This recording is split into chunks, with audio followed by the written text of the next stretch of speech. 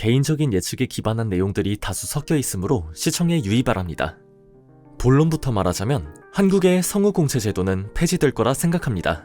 오늘은 한국 성우계의 변화와 전망에 대해 이야기해볼까 합니다. 특히 나레이션 담당이자 성우 지망생인 저 닥터리가 1년간 직접 성우 공부를 하며 업계를 관찰하고 분석한 점들을 정리해보았습니다.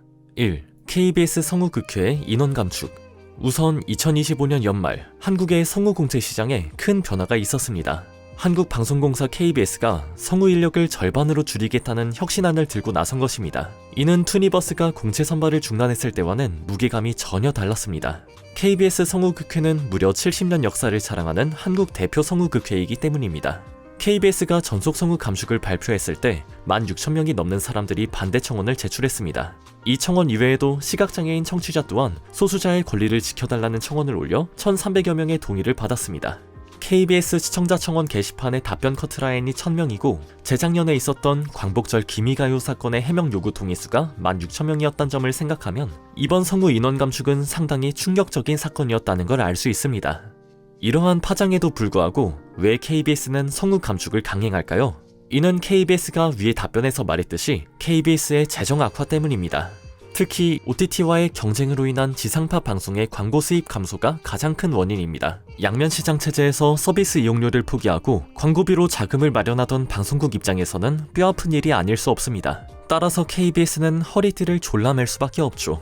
전속 성우의 월급을 세전 250 정도로 계산해 보았을 때 성우 인력을 절반으로 줄이면 방송국은 연간 최소 약 2억 원이 넘는 돈을 아낄 수 있습니다. 성우 8명과 2억의 가치를 저울질하였을 때 방송국은 2억을 세이브하는 쪽을 선택한 겁니다. 개인적인 분석으로는 성우는 개그맨의 전철을 밟는다는 생각이 들었습니다. 개그맨도 성우와 마찬가지로 각 방송국의 공채 시험을 통과해야 하고 전속으로 활동합니다. 하지만 코미디 프로그램의 인기 감소와 그에 따른 수익성 하락으로 인해 공채 개그맨 제도는 유명무실해졌습니다. 실제로 2018년부터 5년간 개그맨 공채가 없어지기도 했고 한때 전 국민의 밈을 책임지던 개그 콘서트 또한 2020년 한 번 종영하기도 했습니다. KBS의 이번 성우 인원 감축 또한 이와 비슷한 논리로 비춰집니다. 2. 위기이자 기회? 앞서 성우와 코미디언이 비슷하다고 말한 것처럼 이 위기를 극복해 나가는 방법도 상당히 유사합니다. 공개 코미디 폐지 등 레거시 미디어에서 일거리가 없어진 개그맨들은 유튜브나 OTT 등 뉴미디어 플랫폼으로 거처로 옮겼습니다. 실제로 김원훈, 조진세, 곽범, 이창호 등의 개그맨 모두 각자의 유튜브 채널을 통해 대중의 인기를 얻었죠. 또한 메타 코미디 클럽에서 시작한 스탠디 코미디 열풍은 공개 코미디 못지않은 인기와 시장성을 갖게 되었습니다. 성우업계도 이와 비슷합니다. 현재 대한민국에서 가장 인지도 높은 성우라 하면 남도형 성우를 뽑을 수 있습니다. 남도형 성우의 경우 한국 성우 유튜브의 선두주자로서 구독자 56만 명 규모의 채널인 남도형의 블루클럽을 운영 중입니다. 유튜브가 가진 파급력은 상상 이상이었습니다. 라이브 방송에서 강수진 성우의 개인 채널을 홍보하자마자 구독자 10만이 넘는가 하면 남도형 성우가 복면가왕이나 아는 형님 등 여러 예능 프로그램에 출연하고 칭찬맨과 합동 방송을 하는 계기가 되기도 했습니다. 좀 더 마니아틱한 사례로는 투니버스 10기 박시윤 성우의 케이스가 있습니다. 구독자 여러분 모두 지난 12월부터 유튜브를 뜨겁게 달궜던 스피키를 아실 거라고 생각하는데요. 스피키는 트리컬 리바이브의 등장인물입니다. 글로벌 서버를 운영하는 게임인 만큼 한음과 이름 더빙 모두 존재하는데 한국어 더빙이 압도적으로 어울린다는 평가가 많았습니다. 스피키 특유의 귀여움과 하찮음이 일본에서 인기를 끌면서 퀄리티 높은 2차 창작이 줄을 이었고 이는 박시윤 성우에 대한 수혜로 이어졌습니다. 박시윤 성우가 등장한 유튜브 영상은 조회수가 최소 수십만이 넘기도 하고 개인 유튜브 채널의 구독자도 키리누키 채널을 포함해 빠르게 상승 중입니다. 이처럼 뉴미디어 시장의 발달은 성우들에게 있어 본인들의 입지를 넓힐 수 있는 발판이 되고 있습니다.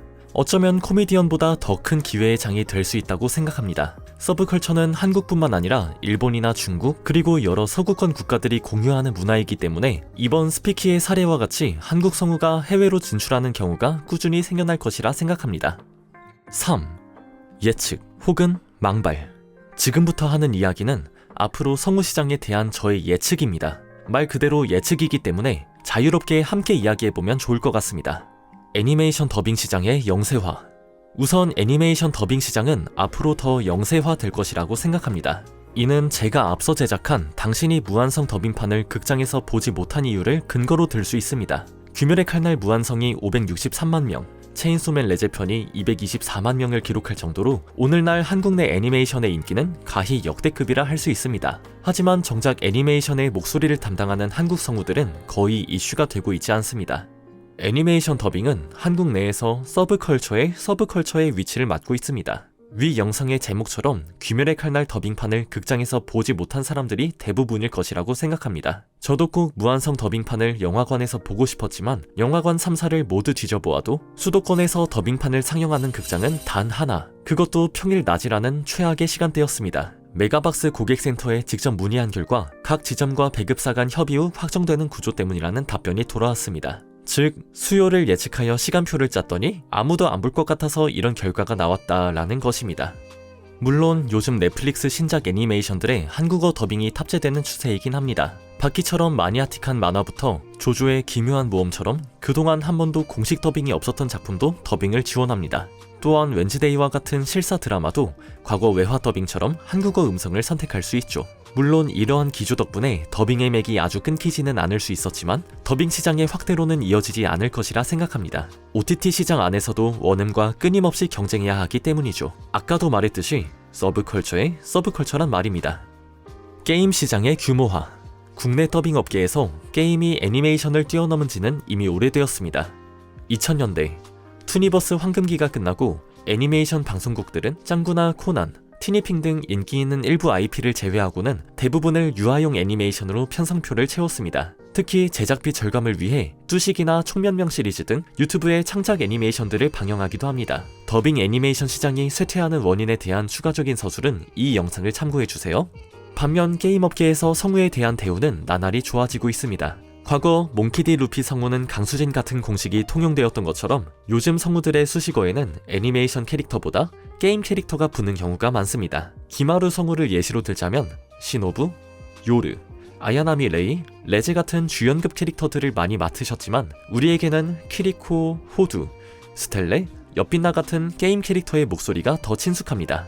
이 또한 전 영상에서 언급한 선점 효과의 영향이라고 볼 수 있죠. 또한 게임사 측에서도 각종 프랜차이즈와의 콜라보, 오프라인 행사를 통해 한국 시장에서의 입지를 강화하고 있습니다. 게임 캐릭터의 목소리를 맡은 성우들을 행사 전면에 내세우기도 하고 성우들이 개인 유튜브 채널에서 자신이 출연한 게임을 플레이해야 하는 것이 가장 흔하면서도 인기 있는 컨텐츠가 되었습니다. 국내외로 신작 서브컬처 게임들이 계속 발매되고 새로운 캐릭터들이 쏟아짐에 따라 이에 맞는 목소리에 대한 수요도 꾸준히 늘어날 것이라 생각합니다.